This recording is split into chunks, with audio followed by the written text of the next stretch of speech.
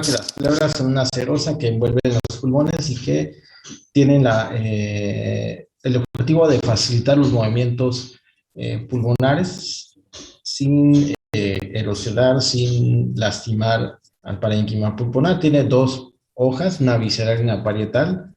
La parietal está unida hacia la caja, hacia la parte interna de la caja torácica, y la visceral adherida a la cara externa de los pulmones.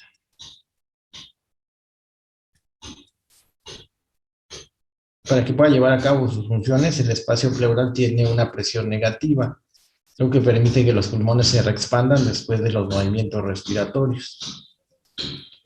Al tener una presión negativa, esto puede ser una situación a considerar, ya que en las lesiones que pueden llegar a lacerar o permitir una solución de continuidad en las pleuras, la misma presión negativa puede jalar aire, introducir aire al interior de la cavidad pleural, lo que se llama un neumotórax.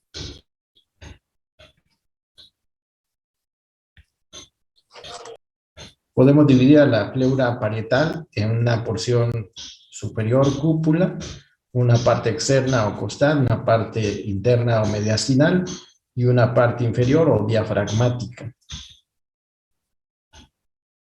Es una serosa, está constituido por una capa de células mesoteliales aplanadas, al igual que el peritoneo.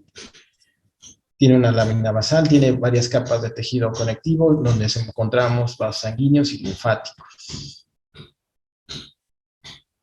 Un aspecto importante a considerar es que las lesiones pleurales, al tener continuidad, no continuidad, sino más bien estar adyacentes al parénquima pulmonar, las lesiones pleurales van a hacer un ángulo entre lo que es la lesión y el espacio pulmonar, un ángulo muy abierto.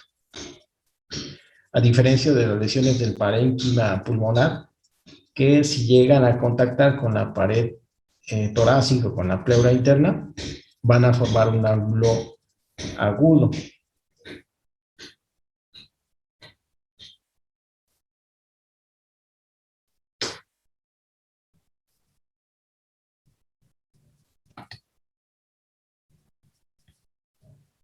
Entonces, recordar, las lesiones pleurales, al contactar con el pulmón, forman un ángulo abierto, y las lesiones pulmonares, al contactar con la parte torácica, forman un ángulo muy agudo. Es una forma de hacer un diagnóstico diferencial en las imágenes no solamente radiográficas, sino también tomográficas.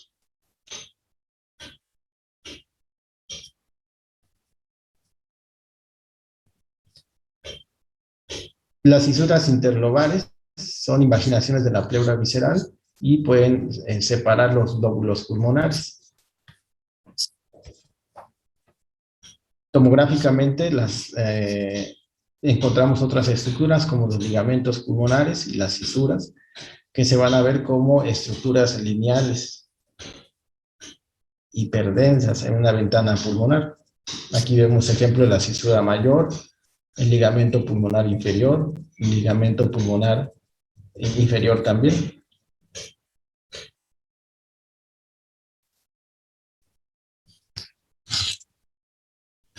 No confundirlos con patologías del intersticio pulmonar. Ya hemos comentado previamente que en el parénquima pulmonar solamente vamos a ver imágenes lineales que se bifurcan en relación a la vascularidad pulmonar en el tercio interno y en el tercio medio de un hemitórax. En el tercio externo no debemos ver imágenes lineales, ¿no? Esto podría, cuando las identificamos, alertarnos sobre una patología intersticial. También va a haber vasos y nervios en el parénquima pulmonar, en las pleuras. Habíamos comentado que el derrame pleural se va a identificar radiográficamente como un borramiento, así se puede denominar, o una opacificación del ángulo costofrénico. El ángulo costofrénico es el ángulo que se forma al unirse el hemidiafragma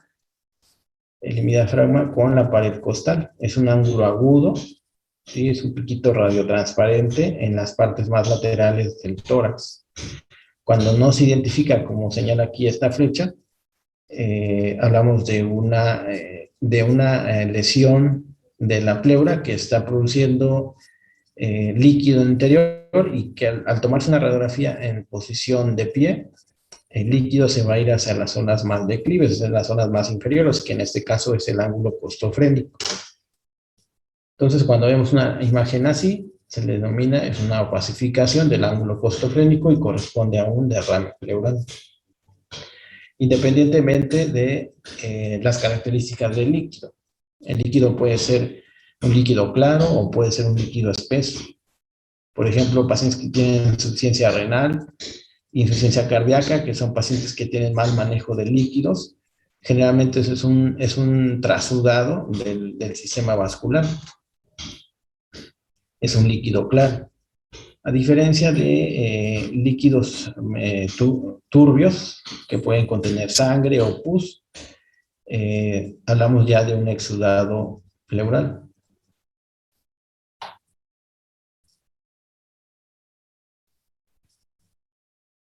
Los criterios de Light se refiere a la cantidad de proteínas en relación al suero. Si es menos de 0.5, se considera un trasudado. Si es más de 0.5, hablamos ya de un exudado. Puede corresponder a un proceso inflamatorio o un proceso neoplásico.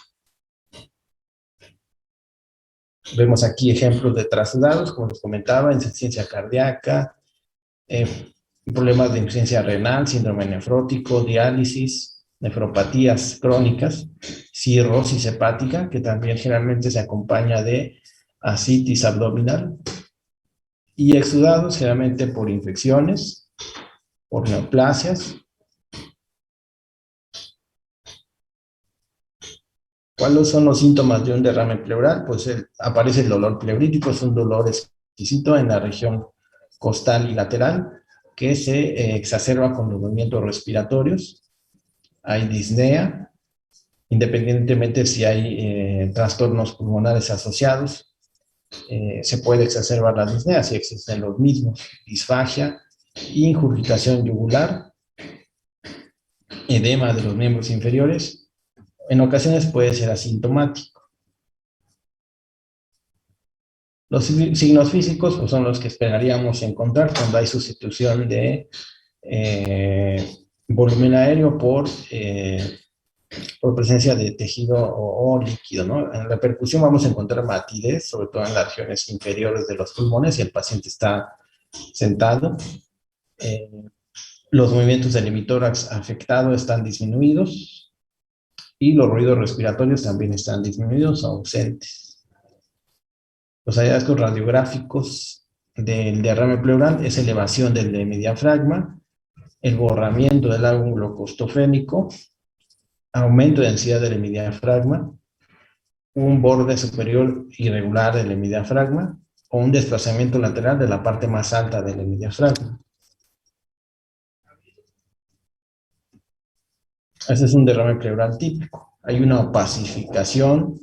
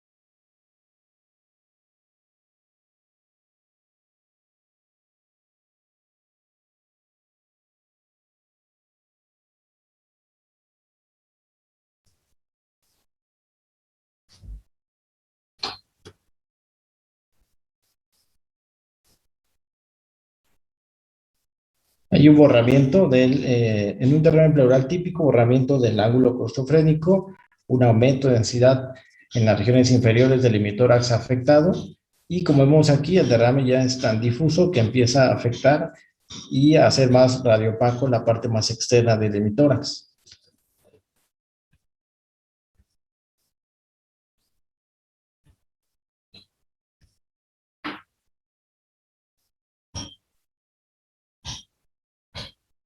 Radiográficamente no hay características que puedan hacernos distinguir entre un trasudado y exudado.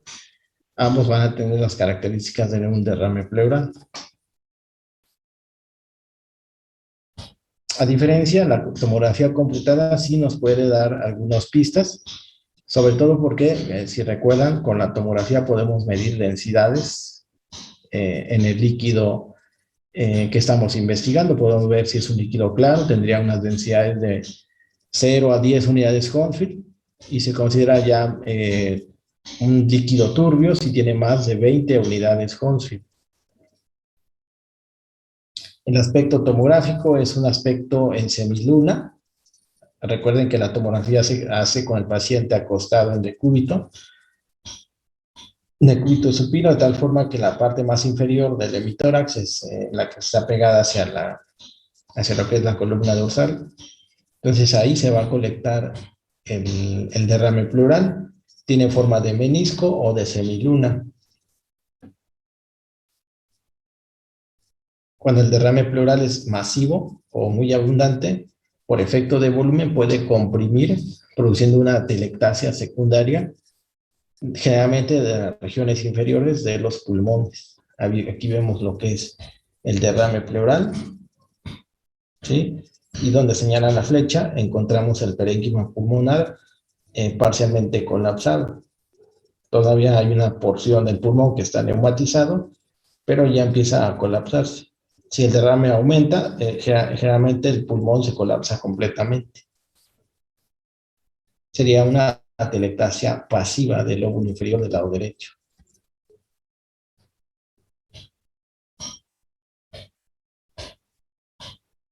En ocasiones el derrame pleural se puede extender hacia el hemitórax contralateral, sobre todo cuando es muy extenso.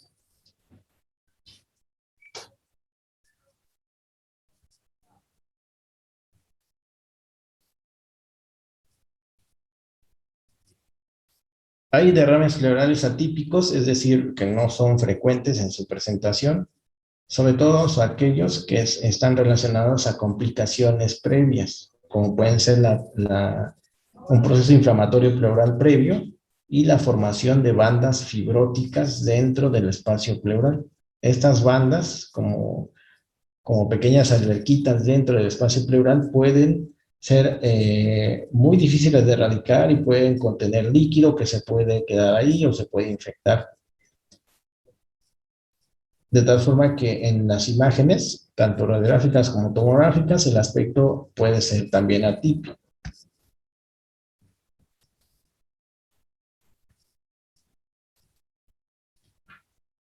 Se menciona que el derrame pleural corresponde a un empiema cuando hay material purulento dentro del derrame pleural. Es un acúmulo de pus en el espacio pleural y se puede asociar con el tiempo a loculaciones pleurales infectadas.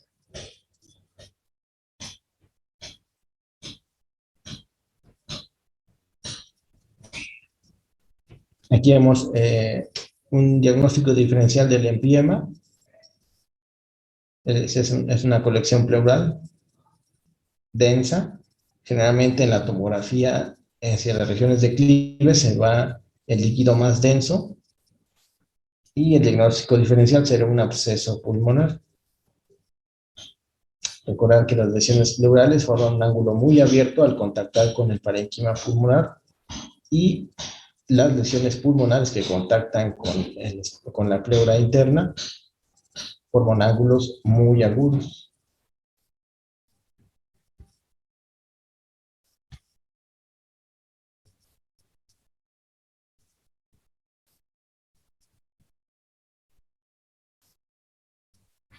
Las causas más frecuentes de empiema: una neumonía,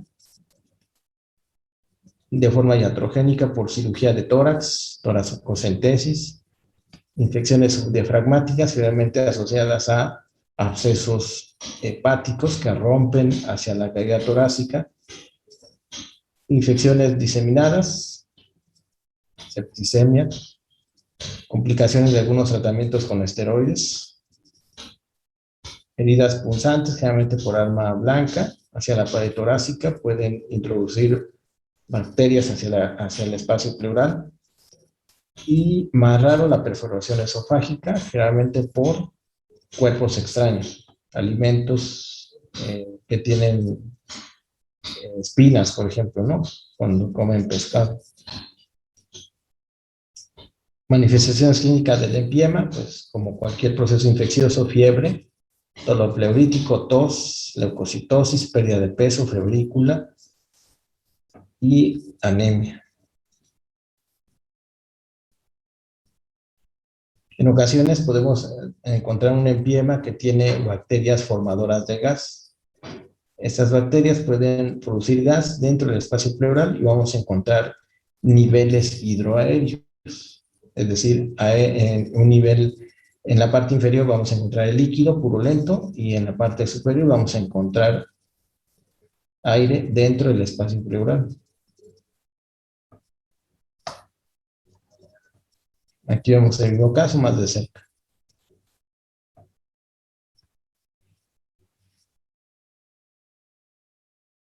En ocasiones, las lesiones de este tipo pueden ser iatrogénicas.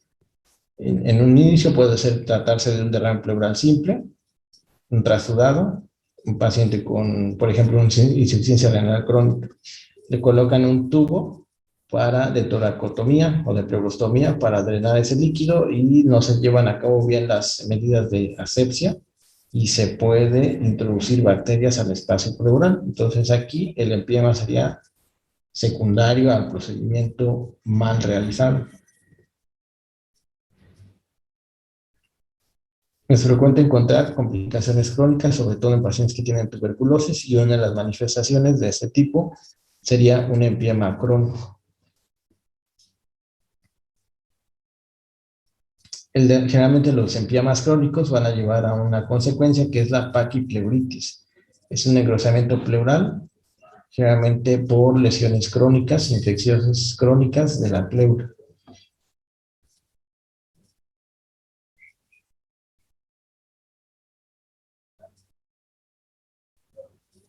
En ocasiones como hallazgos, sin embargo hay que tratar de descartar cáncer, encontramos placas pleurales, son opacidades, generalmente en los vértices pulmonares, y la forma más frecuente se debe secundariamente a una isquemia crónica de la región apical de las pleuras.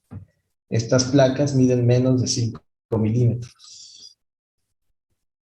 Otras causas de casquetes apicales es la más frecuente por los inflamatorios, isquémicos, fibrosis por radiación, y también podemos encontrar neoplasias pleurales, lo que es el mesotelioma, y otras menos frecuentes.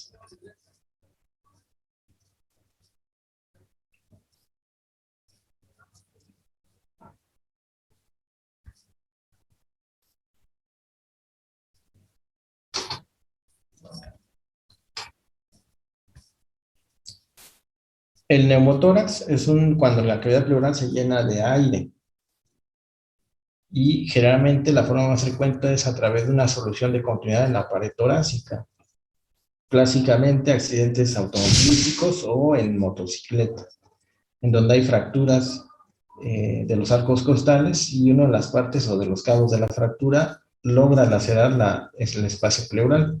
Al tener comunicación con la superficie externa, se va a introducir por la presión negativa de las membranas pleurales aire al espacio pleural. A esto se llama neumotórax.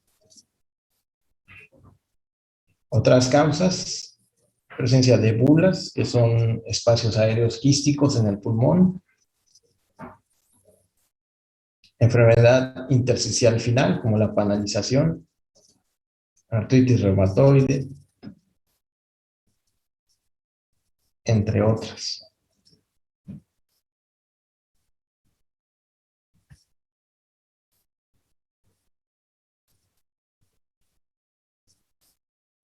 Como les comentaba, la forma más frecuente de neumotórax es un neumotórax traumático, puede ser por un accidente o también puede ser iatrogénico.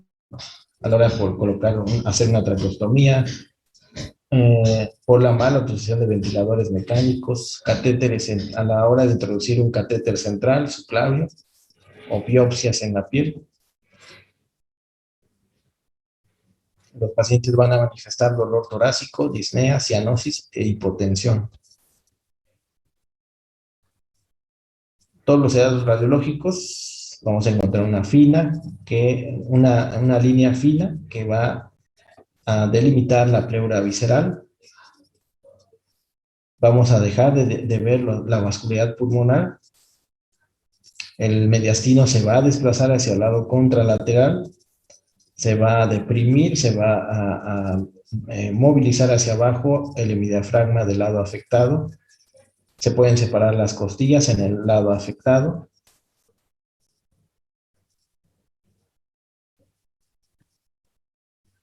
Por ejemplo, aquí vemos un caso donde vemos un aumento del espacio intercostal, vemos una disminución o un aumento, perdón, de la radiotransferencia del pulmón, del hemitórax se ve más oscuro, se dejan de ver las marcas broncovasculares normales en el lado afectado y parcialmente vemos el pulmón colapsado en la región del ilio.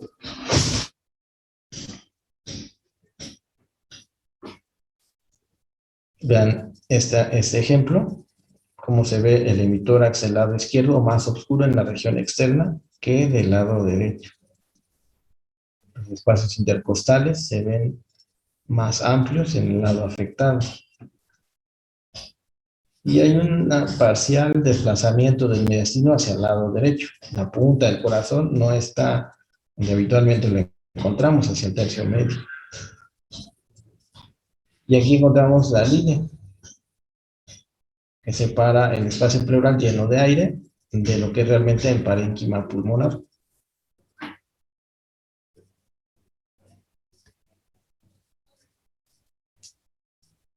Tomográficamente lo que encontramos es como si fuera un derrame pleural, pero en vez de tener líquido va a encontrar aire. Este es un neumotórax.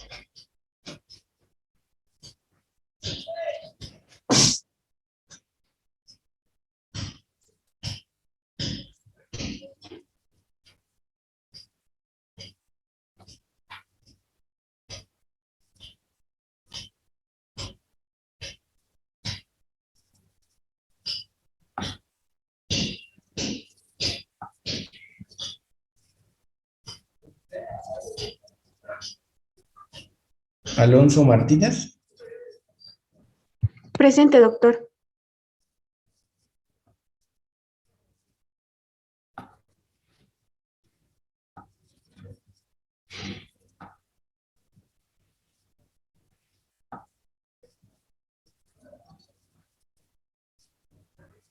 Chávez Mellado. Presente, doctor. Cruz Mendoza.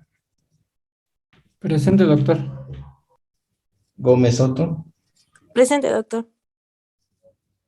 González Juliet. Presente, doctor. González Chirel. Presente, doctor. Hernández Luis. Presente, doctor.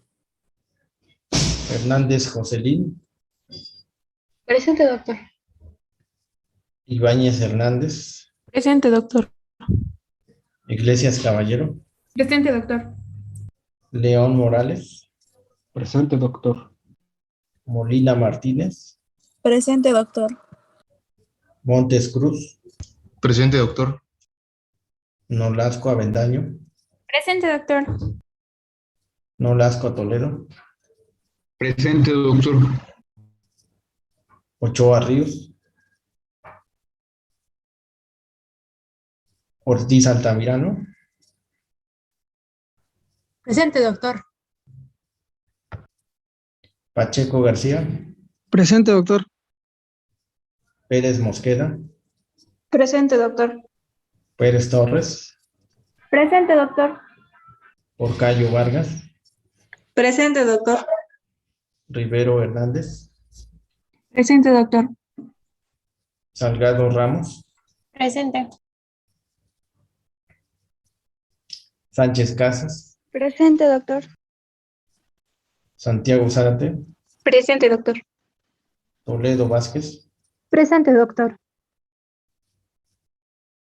Bueno, mañana continuamos. Vamos a ver neumonías mañana, por favor. Gracias, doctor. Gracias. Gracias, doctor.